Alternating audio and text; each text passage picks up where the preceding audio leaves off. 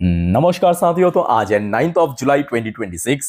दोस्तों बाजार आज कैजुअली रिकवर तो कर गया था, लगभग 24,000 के ऊपर पहुंच गया था और मोस्टली टाइम 24,000 के ऊपर ही था। फिर सडनली मार्केट को याद आया कि अरे नहीं नहीं नहीं, आज तो हम रिकवर नहीं करेंगे क्योंकि अभी वॉर चल रहा है, ऑयल की प्राइस ऊपर है। चलो ठीक है, थोड़ा सा नीचे आके क्लोजिंग दे देता हूँ। बस कैजुअली थोड़ा नीचे आ गया और निफ्टी 50 जहां पे आज मतलब 90% टाइम 24,000 के ऊपर स्टे कर गया था, बट क्लोजिंग दिया कहां पे, 24,000 के ठीक नीचे आके 23,962 पॉइंट पे, लगभग 0.34% गेनिंग के साथ। मतलब बीच में लगभग 0.6 या 0.7% के आसपास रिकवर कर गया था। वो सारा का सारा गेन खत्म करके थोड़ा नीचे आके क्लोजिंग दिया। और यकीन कीजिए आज ना रिकवरी के पीछे कोई बहुत बड़ी वजह था, ना ये जो हल्का डिप हुआ है क्लोजिंग के ठीक पहले उसमें कोई बहुत बड़ी वजह था। मतलब आज जो मार्केट था कैजुअली था। पर दोस्तों एक बात तो पक्की है कि आज आपके पोर्टफोलियो जबरदस्त रिकवर किया होगा। कमेंट करके बताइए आज आपके पोर्टफोलियो कितना परसेंट रिकवर किया, क्योंकि मोस्ट इंपॉर्टेंटली आज मिड कैप, स्मॉल कैप या बहुत सारे पीएसयू, बहुत सारे ऐसे मिड लार्ज सेगमेंट की कंपनीज जो अभी तक थोड़ा स्ट्रगल कर रहा था, उसमें बहुत अच्छा गेनिंग हुआ, बहुत बढ़िया गेनिंग हुआ, है ना। और दूसरी तरफ बैंक्स में आज अच्छा रिकवर, ये फैक्ट है कि बैंक्स शुरू से लेकर क्लोजिंग तक कोई बहुत बड़ा वीकनेस हमें देखने को नहीं मिला, जबकि निफ्टी 50 क्लोजिंग के ठीक 1 घंटा पहले थोड़ा डिप किया था और बैंक आज देखिए क्लोजिंग दिया 500 पॉइंट ऊपर आके 57,252 पॉइंट पे, लगभग 0.90% गेनिंग के साथ। अच्छा, बाकी सेक्टर की क्या हाल है आइए देखते हैं। उसके बाद हम जो मेन कॉन्टेक्स्ट है उस पर चलते हैं। देखिए निफ्टी 50 पॉजिटिव में क्लोजिंग दिया। आईटी सेक्टर आज क्लोजिंग के समय डिप कर गया। आईटी सेक्टर आज ऐसा नहीं कि शुरू से नेगेटिव में था, मोस्टली टाइम पॉजिटिव में था, बट क्लोजिंग के ठीक पहले क्योंकि टीसीएस की रिजल्ट आउट होने वाला था। बाय द वे टीसीएस की रिजल्ट दोस्तों मैं आपको नेक्स्ट वीडियो में दे दूंगा, मिस मत करना, ठीक है। अच्छा, निफ्टी नेक्स्ट 50 की बात करें, रिकवर कर गया। बैंक रिकवर कर गया। मिड कैप 100 बहुत अच्छा था, जो आपको मैं अभी कह रहा था, रिकवर कर गया। Nifty 500, Nifty 100, Nifty mid cap 50, mostly आज जो मिड कैप, स्मॉल कैप या मिड लार्ज सेगमेंट है उसमें रिकवरी हुआ है। इंफ्रा, एनर्जी, एफएमसीजी, एमएनसी या इसके अलावा फार्मास्यूटिकल सेक्टर, पीएसयू सेक्टर, देखिए पीएसयू बैंक, ऑटो सेक्टर आज थोड़ा सा डिप किया है, ऑटो सेक्टर आज थोड़ा वीक था। अदरवाइज मेटल सेक्टर रिकवर कर गया।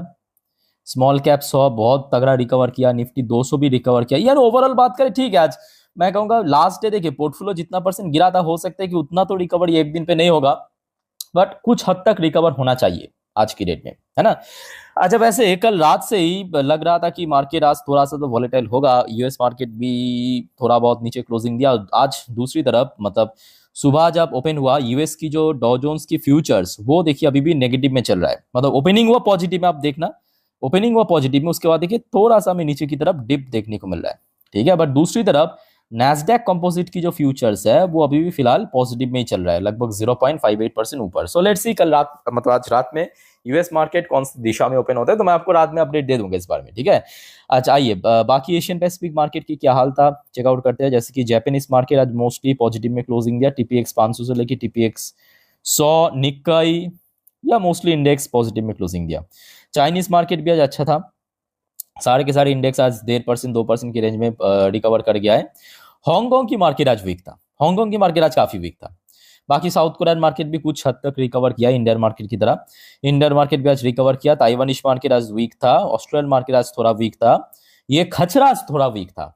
न्यूजीलैंड की मार्केट आज रिकवर किया, मलेशियन मार्केट थोड़ा वीक था, इंडोनेशियन मार्केट थोड़ा सा रिकवर किया इंडियन मार्केट की तरह।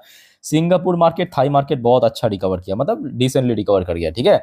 सो ओवरऑल बात करें, मतलब आज मोस्टली एशियन पैसिफिक मार्केट की सेंटीमेंट काफी हद तक पॉजिटिव में था, रिकवरी हुआ है। अब देखिए ये भी फैक्ट है कि देखिए जो आपको मैं इसके पहले भी आई थिंक कि काफी बार कहा था, याद होगा आपको, कि सेम रीजन के कारण देखिए मार्केट ना बार बार सेम रिएक्शन नहीं देते। और लास्ट डे भी हमने देखा कि मार्केट में इतना गिरावट, बट एफआईएस की खरीदारी हुआ। याद आ रहा है कल रात की 10:30 की वीडियो में आपको मैं इन्फॉर्मेशन शेयर किया था, एफआईएस की एक मोटा खरीदारी लास्ट डे भी देखने को मिला था। अब देखिए एफआईएस खरीदेगा मतलब मार्केट में स्टेबिलिटी रहेगा, मार्केट स्ट्रांगली रिकवर करेगा, ठीक है। तो ये भी एक बहुत बड़ी वजह है। बाकी बात करें ऑयल प्राइस में, कल रात से लेके अभी तक कोई बहुत बड़ा गेनिंग हमें देखने को नहीं मिला, ड्रॉप भी नहीं हुआ, ये भी फैक्ट है, बट गेन भी नहीं हुआ। अच्छा, गोल्ड एंड सिल्वर थोड़ा रिकवर किया, ऐसा नहीं कि टोटल रिकवर हो गया, बट कुछ हद तक रिकवर कर रहा है। मतलब लास्ट डे जितना गिर गया था आपके सिल्वर 5%, गोल्ड 2.5-3%, टोटल रिकवर नहीं हुआ बट कुछ हद तक रिकवर हो रहा है। अच्छा, इंडियन करेंसी की वैल्यूएशन लगभग सेम ही है, पिछले दिन जहां पे था आज भी लगभग उसी लेवल के आसपास ही स्टे करे, इसमें कोई बहुत बड़ा चेंजेस देखने को नहीं मिला। आइए अब जो इंपॉर्टेंट की फैक्टर्स है आपके साथ मैं शेयर करता हूँ। तो ये आज सुबह की अपडेट आप देख सकते हो, 7:16, 9 तारीख 7:16 सुबह की अपडेट है। US conduct fresh strikes against Iran, sites attack on ship.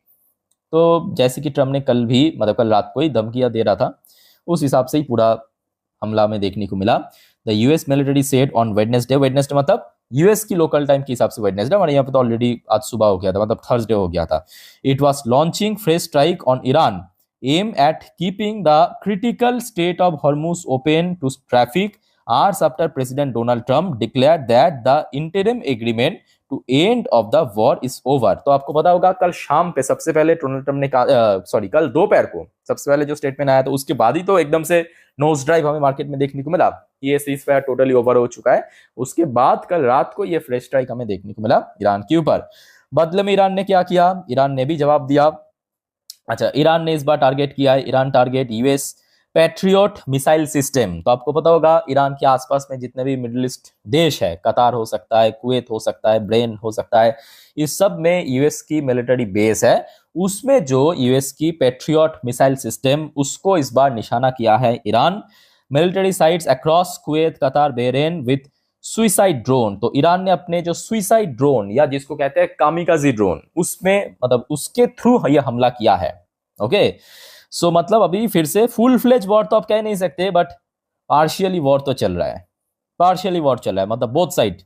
उधर आपकी ईरान भी यूएस की जो मिलिट्री साइट है उस पर हमला कर रहा है, और यूएस भी फिर से नावल ब्लॉकेड देके उधर आपकी ईरान की जो वैल्यूएबल एसेट्स है उस पर हमला कर रहा है। फिर देखिए ईरान की तरफ से भी एक स्टेटमेंट आया, क्योंकि ये देखिए अब ईरान की जो एक्सपर्ट है वो कह रहा है कि देखिए यूएस बेसिस और प्रॉब्लम, मतलब मिडिल ईस्ट में जितने भी यूएस की मिलिट्री बेस है वो हमारे लिए एक समस्या है, नॉट नेबर्स। मतलब बेसिकली मतलब ईरान की जो एक्सपर्ट ने यही कहने की कोशिश किया है कि मिडिल ईस्ट में जितने भी देश है ईरान के आसपास में, वो मेरे लिए मतलब वो मेरा शत्रु नहीं है, एनिमी नहीं है, मेरा एनिमी है उस देश में मौजूद जो यूएस की बेसेस है।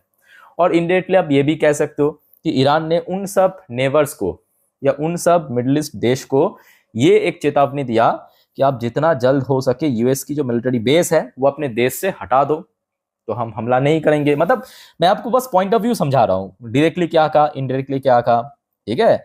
अच्छा, उसके बाद आ जाइए डोनाल्ड ट्रम्प। डोनाल्ड ट्रम्प की तरफ से भी स्टेटमेंट आया है।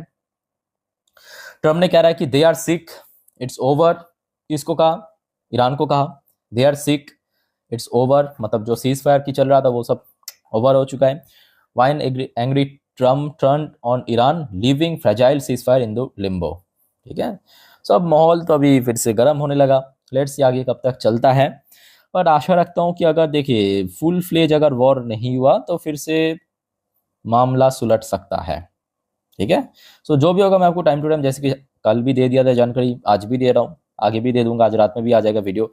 अच्छा दोस्तों, एक और फैक्टर आप थोड़ा सा देख लीजिए। अब यहाँ पे मनी कंट्रोल ने क्या मेंशन किया कि क्यों क्लोजिंग के ठीक पहले मार्केट थोड़ा सा डिप कर गया। ये बहुत लोगों के मन पे सवाल है, जो आपको मैं शुरू में ही कैजुअली उसका जवाब दे दिया था कि आज मार्केट सिंपल कैजुअल था, मतलब चल गया था शुरू में, वो भी कैजुअली था, उसमें भी कोई खास वजह नहीं था। जब डिप किया वो भी कैजुअली किया, ठीक है। तो नंबर 1 फैक्टर यही मेंशन किया कि प्रॉफिट बुकिंग, सेम बात है कि चल गया था बट 24,000 के ऊपर, फिर मार्केट को लगा कि भाई साहब आज ऊपर रहना सही नहीं है, थोड़ा जमीन पे आ जाता हूँ, चलो आ जाए।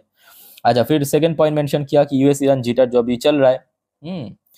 अच्छा, तीसरा फैक्टर टेक्निकल रीजन, चलो ठीक है। तो यही मेनली कुछ फैक्टर्स है जिस वजह से। बट हाँ, बेस्ट पार्ट क्या है कि देखिए अगर देखिए पोर्टफोलियो तो रिकवर कर रहा है, और मार्केट में अगर एफएस की इन्फ्लो आता गया, मतलब बैक टू बैक, क्योंकि ये हफ्ते बैक टू बैक एफएस खरीदा, सोमवार भी खरीदा, मंगलवार भी खरीदा, बुधवार मतलब लास्ट डे भी खरीदा, इवन लास्ट वीक शुक्रवार से खरीदना शुरू किया। सो आज दोस्तों देखना पड़ेगा कि एफएस की खरीदारी हो रहा है या नहीं हो रहा है। अगर खरीदारी हो गया तो थम्स अप, मार्केट में कोई बहुत बड़ा खतरा नहीं है गिरावट की। बट एफएस फिर से बेचने लगा, वो कहने के मार्केट के लिए ग्रेट फ्लैग हो सकता है। क्लियर, चलो आगे बढ़ते हैं दोस्तों नेक्स्ट कंटेंट पे। तो इस वीडियो को वाइंड अप करता हूं। वीडियो को अच्छे लगे तो लाइक करना, चैनल को सब्सक्राइब करना। टेक केयर, बाय बाय, जय हिंद।